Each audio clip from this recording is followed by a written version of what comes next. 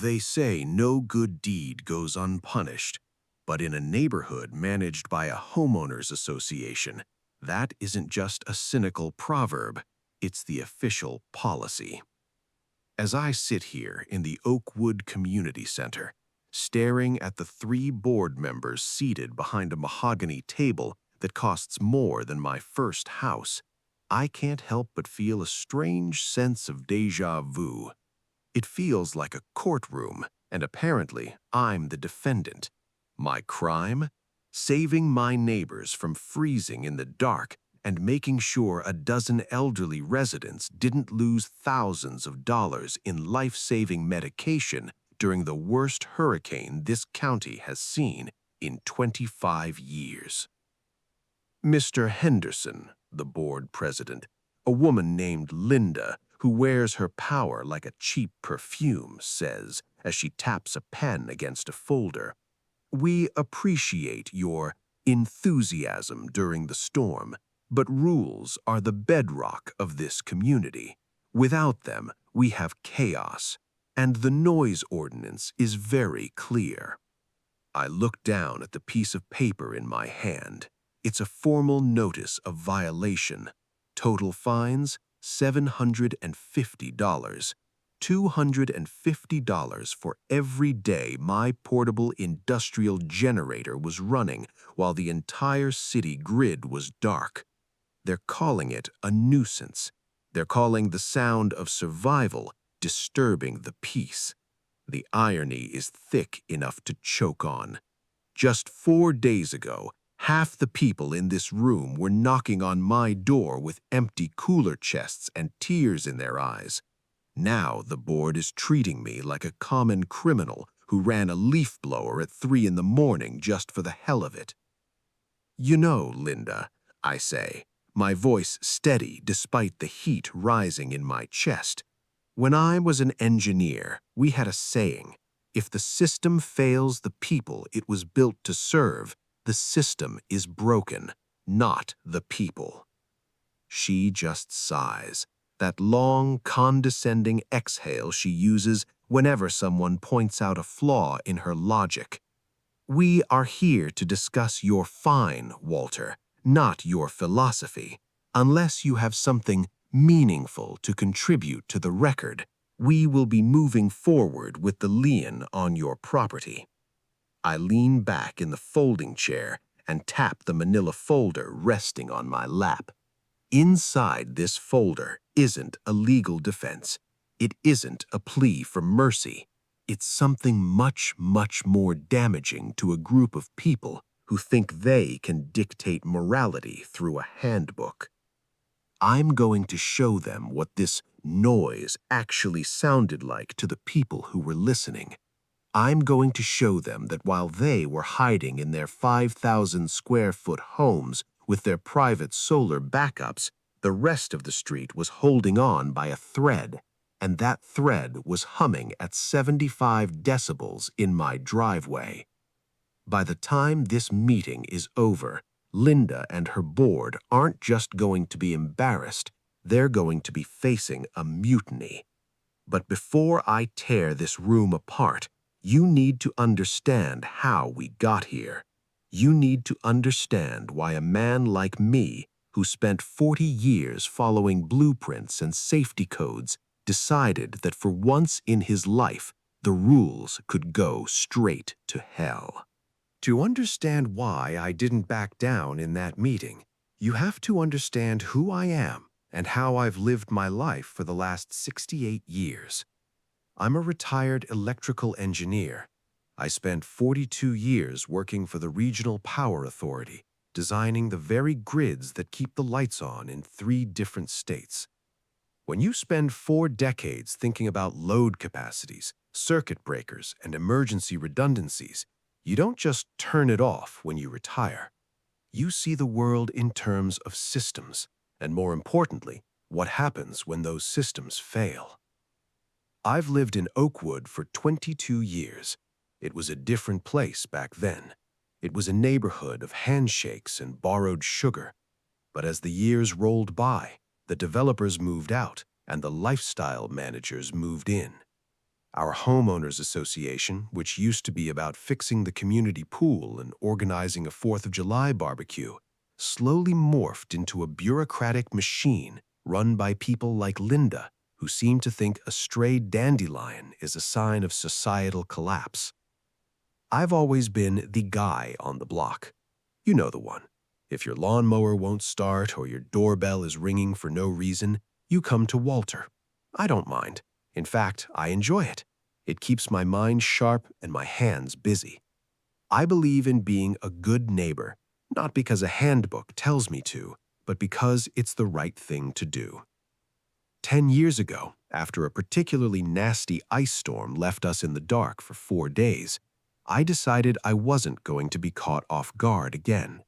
I went out and bought a professional-grade portable industrial generator. It's a beast of a machine. 6,500 watts of pure, unadulterated reliability. I didn't buy it just to keep my television running or my lights on. I bought it because I looked around my street and saw a reality that the HOA board tends to ignore when they're busy measuring the height of people's mailboxes. You see, Oakwood is an aging community. On my left is Eleanor, who is 84 years old and has been my friend since the day I moved in. She's a sweetheart, but she's also a brittle diabetic.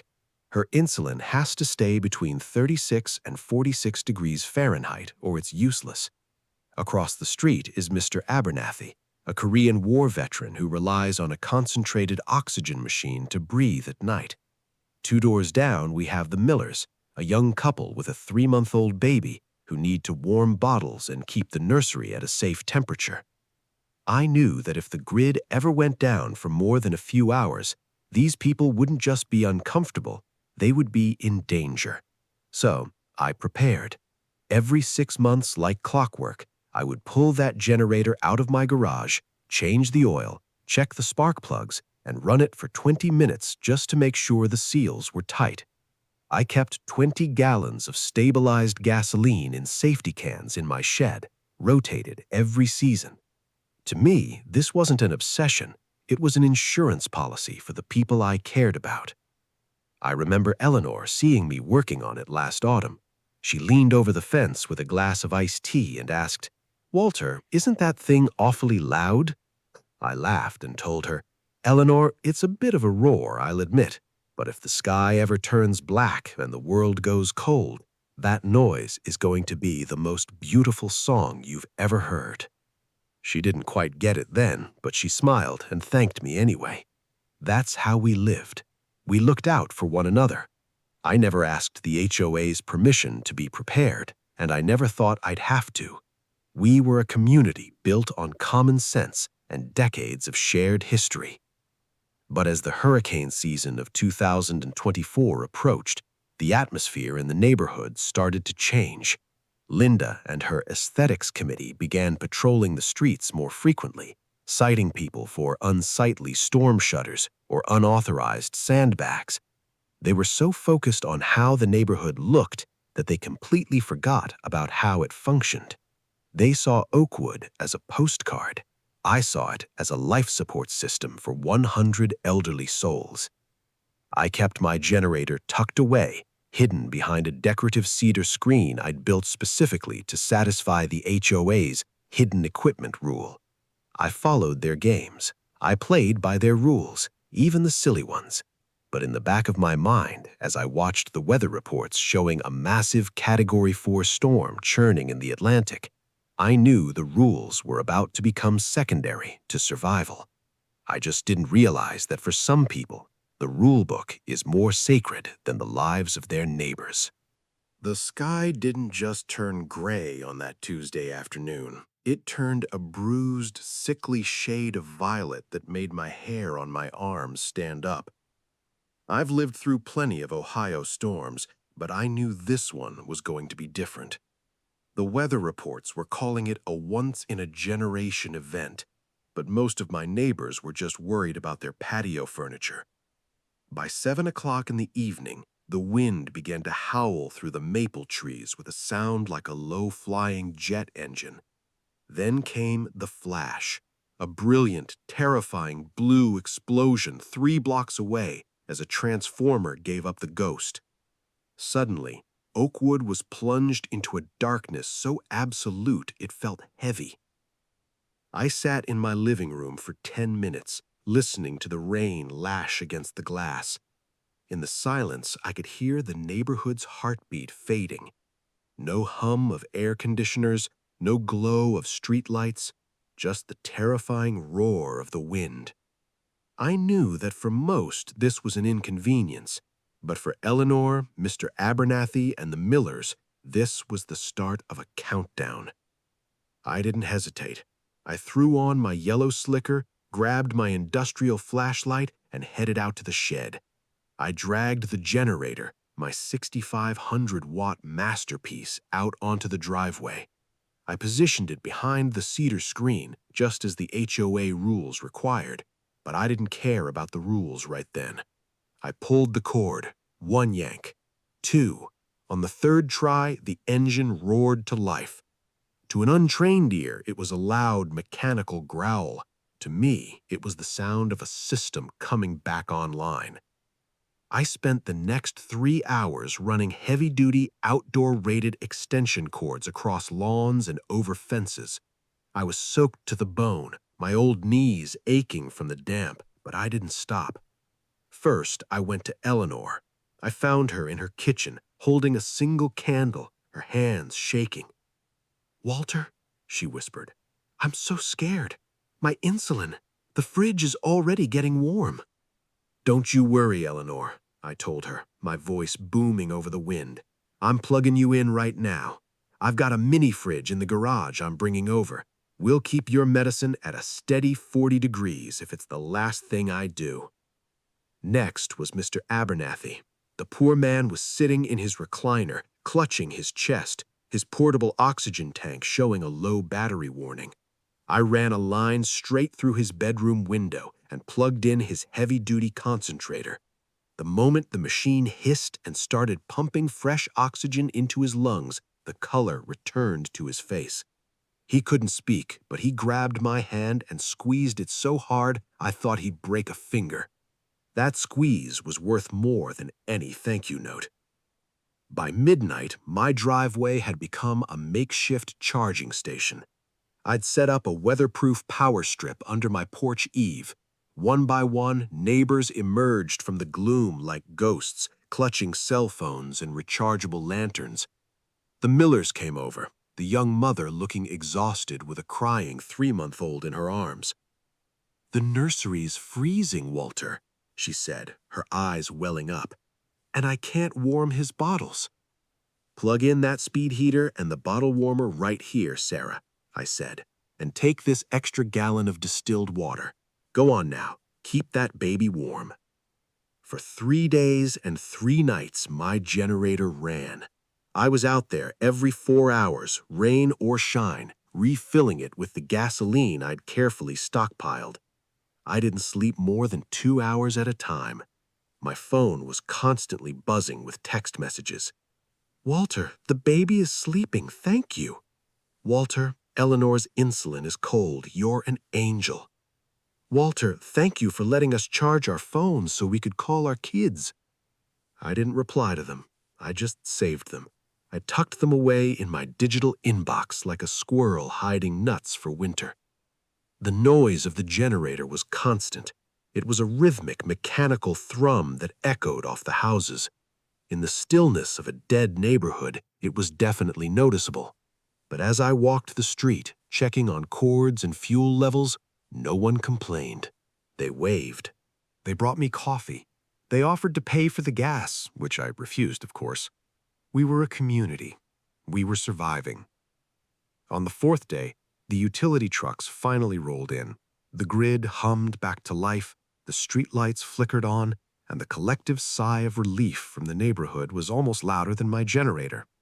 I shut the machine down, drained the remaining fuel, and wheeled it back into the shed. I was exhausted, smelling of gasoline and sweat, but I felt a deep sense of satisfaction.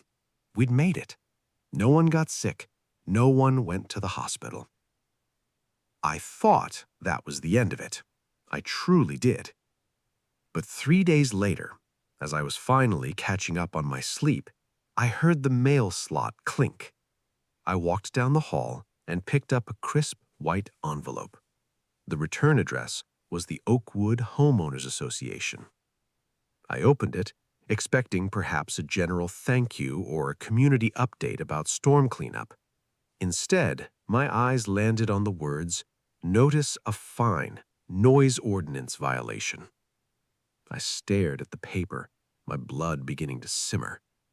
It stated that on October 12th, 13th, and 14th, I had operated unauthorized heavy machinery that exceeded 60 decibels between the hours of 10 p.m. and 7 a.m. The board had assessed a fine of $250 per night, total $750.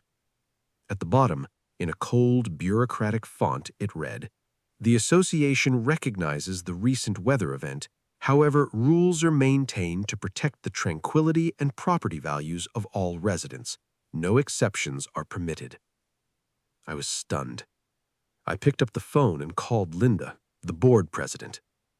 "Walter," she said, her voice sounding as sharp and brittle as dry glass, "I assume you're calling about the notice." "Linda, you've got to be joking," I said, trying to keep my temper in check. "The power was out. People were in danger. I was running that machine to keep Eleanor's insulin cold and Mr. Abernathy's oxygen flowing. You were out of town at your sister's place in Florida. You weren't even here to hear it." "That is irrelevant, Walter," she snapped.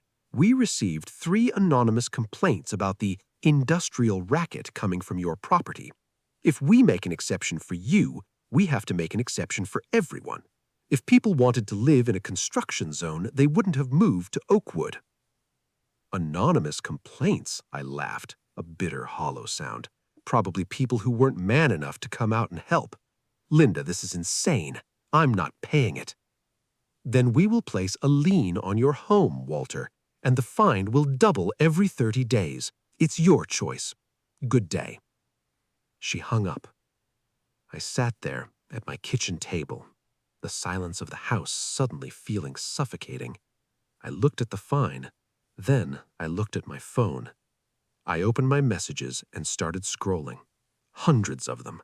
Heartfelt, desperate, grateful words from the very people Linda claimed to be protecting. A slow, cold grin spread across my face. Linda wanted to talk about protecting property values and tranquility. She wanted to act like she was the voice of the neighborhood. Fine. I spent the next 2 hours in my home office. I didn't write a letter of protest. I didn't call a lawyer. Instead, I started a spreadsheet. I exported every single text message, every "thank you," every "God bless you, Walter," and I organized them by house number and timestamp. I printed them out, 42 pages of evidence. Linda thought she was the one in control of the narrative. She thought she could hide behind a rule book and some anonymous complaints. She didn't realize that I had spent 40 years as an engineer. I knew how to find the weak point in any structure. And the weak point of the Oakwood HOA was the very people they thought they could ignore. The general board meeting was scheduled for the following Thursday. I wasn't just going to show up to pay a fine. I was going to bring the storm back to Oakwood. Only this time, I wasn't going to be the one providing the shelter. The air in the Oakwood Community Center was thick with more than just the smell of stale coffee and industrial cleaner. It was thick with the kind of tension you only find when a group of people who think they are in charge realize they've lost the room. I sat in the second row of folding chairs, my manila folder resting on my lap like a loaded weapon. To my left sat Eleanor, clutching her purse so tight her knuckles were white. Behind me, I could hear the restless shuffling of 40 of my neighbors. They weren't here for the annual landscaping review. They were here to see a hanging, only they hadn't decided yet who would be in the noose. Linda stood at the podium, her back as straight as a ruler and her expression as cold as a February morning in Cleveland. She tapped the microphone twice, the screeching feedback making everyone wince. "This meeting of the Oakwood Homeowners Association will come to order," she announced, her voice clipped and professional. "We have a full agenda, including the approval of the new pool liner and the discussion of several outstanding property violations. We will begin with the matter of Mr. Walter Henderson, House 68, regarding a noise ordinance violation during the recent storm." A low murmur rippled through the room, like the sound of a coming tide. Ignored it. She shuffled her papers with an air of immense self-importance. "Walter," she said, looking over the top of her reading glasses, "the board has reviewed your appeal. While we acknowledge the difficulties presented by the power outage, the rules regarding industrial-grade machinery in residential areas are absolute. The noise levels recorded by several residents exceeded 75 decibels during restricted hours. We have a responsibility to maintain the tranquility of Oakwood. Therefore, the fine of $750 stands. You have 30 days to remit payment, or a lien will be filed." She made a move to sit down, as if the matter were closed, but I was already standing up. My knee gave a sharp pop, a reminder of my years working on factory floors, but I stood tall. "Linda," I said, my voice quiet but carrying to every corner of the room, "I'm not here to pay a fine, and I'm certainly not here to beg for your mercy. I'm an engineer. When a machine is malfunctioning, you don't just hit it with a hammer. You look at the logs, you look at the data. I've brought some data for the board to review." I walked to the front of the room. Linda's eyes narrowed, her hand hovering over her gavel, as if she were tempted to silence me right then and there. "Walter, we've already seen your appeal. It was denied." "You saw my appeal, Linda, but you didn't see the evidence," I replied. I turned away from her and faced the neighbors. "I've been accused of creating a nuisance. I've been told that my generator was a disturbing racket that ruined the peace of this neighborhood. So I decided to do a little research. I wanted to see exactly who I was disturbing." I opened the folder and pulled out the first page of my spreadsheet. I held it up so the people in the front row could see it. "I've spent the last 48 hours compiling a log. Between October 12th and October 15th, while the power was out and the temperature dropped to 48 degrees, my phone received 214 text messages. I've printed them all out, organized by house number and timestamp." I looked directly at Linda. "Would the board like to read a few for the record?" Linda cleared her throat, her face flushing a subtle shade of pink. "That won't be necessary, Walter. We understand that some people were appreciative, but—" "I think it is necessary," I interrupted, my voice gaining strength. I picked up the first sheet. "October 12th, 11:15 p.m., House 42. That's Mr. Abernathy's home. The message reads, 'Walter, the power just came through the line. The oxygen concentrator is humming. I can breathe again. I was so scared. Thank you.'"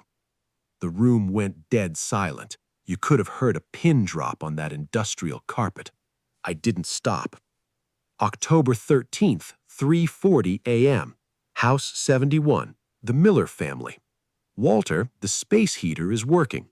The baby finally stopped crying. Her room is 72 degrees now. We don't know what we would have done without you." I looked at Sarah Miller, who was sitting in the third row. She nodded, her eyes glistening with tears. I saw her husband, Mark, reach over and squeeze her hand. "October 14th, 9:05 a.m., House 66. Eleanor. Walter, I checked the thermometer in the mini fridge you brought over. The insulin is at exactly 40 degrees. You saved my life today." I dropped the pages on the board's table. They scattered like falling leaves, some sliding right toward Linda's expensive handbag. "Is that the noise you're talking about, Linda? Was the sound of a man being able to breathe too loud for you? Was the sound of a 3-month-old baby being warm and safe too much of a nuisance for the board? Because from where I'm standing, that wasn't noise. That was the sound of a community taking care of itself when its leaders were nowhere to be found." A man in the back row, a A quiet fellow named David, who usually never said a word at these meetings, stood up. "I sent one of those messages," he shouted. "My wife's nebulizer was dead. Walter ran a cord through our kitchen window so she could take her treatment. If you're fining him for that, then you'd better fine me too, because I was the one who asked him to start that machine up." Suddenly, the floodgates opened. It was like a dam bursting. "Fine me too," another woman yelled. "He kept my mother's heart medication from spoiling." "And me," a younger man added. "I charged my phone at his house so I could call the utility company and report the downed lines on our street." Linda was frantically slamming her gavel. Whack, whack, whack. "Order! I will have order in this room." Order was the last thing she was going to get. The neighbors were standing, a sea of angry, frustrated people who had spent days in the dark and now were seeing the man who helped them being treated like a criminal.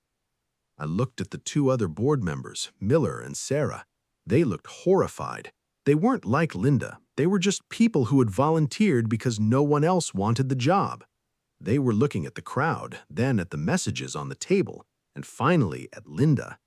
"Linda," Miller whispered, his voice caught by the microphone, "we didn't know about the oxygen. You told us it was just a generator for his own power tools." Linda turned on him, her eyes wide with desperation. "It doesn't matter. The ordinance is the ordinance. If we let one person slide, the whole system collapses. We have anonymous complaints to consider." "Whose complaints?" I asked again, stepping forward. "Who in this room was so disturbed by the sound of life-saving equipment that they felt the need to report it? Stand up. Let us see who you are." I looked around the room. No one moved. No one stood. The silence that followed was the loudest thing I'd ever heard in Oakwood. "That's what I thought," I said, "because nobody in this room complained. I think the anonymous complaints came from someone who wasn't even here, someone who was sitting in a heated hotel room or a relative's house 50 miles away, looking at their Ring camera and getting upset because things weren't tranquil back home." I looked pointedly at Linda. Everyone in the neighborhood knew she'd fled to her sister's place the moment the first raindrop hit. The crowd began to chant now. It started small, a low rumble from the back, but it grew until it shook the walls. "Drop the fine! Drop the fine! Drop the fine!" Linda's face had gone from red to a ghostly, sickly white. She looked like a captain realized her ship was not only sinking, but that the crew was currently throwing her overboard. She tried to speak, but her voice was drowned out by the roar of 42 people who had finally had enough of being managed by a clipboard and a cold heart. Finally, Miller, the vice president, stood up and took the gavel out of Linda's hand. He didn't slam it, he just held it. "I've seen enough," Miller said, his voice shaky but determined. "I make a motion to immediately rescind a fine against Walter Henderson. Furthermore, I move that we create a permanent emergency exception clause in our bylaws so that no resident is ever punished for helping their neighbors during a disaster." "I second that motion," Sarah, the other board member, shouted. "All in favor?" Miller asked. Every single hand in that room went up, except Linda's. She sat there, frozen, staring at the table. "The motion carries," Miller announced. The cheer that went up from the room was louder than my generator could ever hope to be. It was the sound of justice, raw, messy, and beautiful. I felt Eleanor's hand on my arm, and when I looked down, she was smiling with tears running down her cheeks. "You did it, Walter. You really did it." I looked back at the board table. Linda was already packing her bag, her hands trembling as she shoved her folders inside. She didn't look at me. She didn't look at anyone. She walked off the stage and out the side door, her reign as the Queen of Oakwood ending not with a bang, but with a hasty retreat. I took a deep breath, the weight that had been sitting on my chest for a week finally lifting. I looked at the manila folder on the table, the 42 pages of gratitude that had done more work than a dozen lawyers ever could. I'd spent 40 years as an engineer, and I'd learned that the most important part of any system isn't the wires or the gears, it's the connections between them. Tonight, those connections had held. As the meeting began to break up, neighbors flocked towards me. I wasn't the guy with the noisy machine anymore. I was just Walter, and for the first time in a long time, Oakwood didn't feel like a managed community. It felt like home. The walk home from the community center that night was the quietest I can remember in my 22 years in Oakwood. The storm was long gone, the debris had been cleared, and the streetlights were humming with a steady, comforting glow. But the real silence, the one that mattered, was the absence of that suffocating tension that had been hanging over my head since the day I received that first white envelope. The next morning, I woke up at 6 o'clock, just out of habit. I sat at my kitchen table with a cup of black coffee and watched the sun crawl up over the roof of Eleanor's house. I didn't feel like a victor in a war. I just felt like a man who could finally breathe again. By 10 o'clock, there was a knock at my door. It was Miller, the vice president of the HOA. He looked like he hadn't slept much. He handed me a single sheet of paper, but it wasn't a violation notice this time. It was a formal letter of apology, signed by him and Sarah. "Walter," he said, shifting his weight from one foot to the other, "I want you to know that we've officially scrubbed the fine from your record, and Linda, well, she's officially resigned from the board. She's putting her house on the market next week." I nodded, taking the letter. "I'm not looking for a pound of flesh, Miller. I just wanted the system to make sense." "It's going to," he promised. "We're holding a special session on Tuesday to ratify the Emergency Preparedness Amendment. From now on, if the county declares an emergency, the noise and equipment rules are suspended for any life-saving activity. We're calling it the Walter Clause in the draft, though I suspect you'd prefer we didn't." He was right. I didn't need my name on a piece of paper. The real reward came over the next few days. It wasn't one big event, but a series of small, quiet moments. It was the way the Millers waved at me with a little more warmth when they were out for their morning walk with the baby. It was the way Mr. Abernathy stopped his power chair at the edge of my driveway just to give me a sharp military salute. Eleanor came over Saturday afternoon with a peach cobbler that was still warm enough to melt the vanilla ice cream I'd bought. We sat on my back porch, the very place where I'd spent those 3 exhausting nights refilling the generator. "You know, Walter," she said, looking out at the yard, "the neighborhood looks exactly the same as it did before the storm, but it feels different, doesn't it?" She was right. The grass was trimmed to the perfect 4-inch height. The mailboxes were all the same shade of forest green. But the invisible walls, the ones built out of fear and bureaucracy, had been torn down. We weren't just a list of addresses anymore. We were a community. I'm 68 years old. I've spent my life looking at the world through the lens of an engineer. I've always believed that if you follow the specs and respect the physics, things will hold together. I've learned that the same is true for neighborhoods.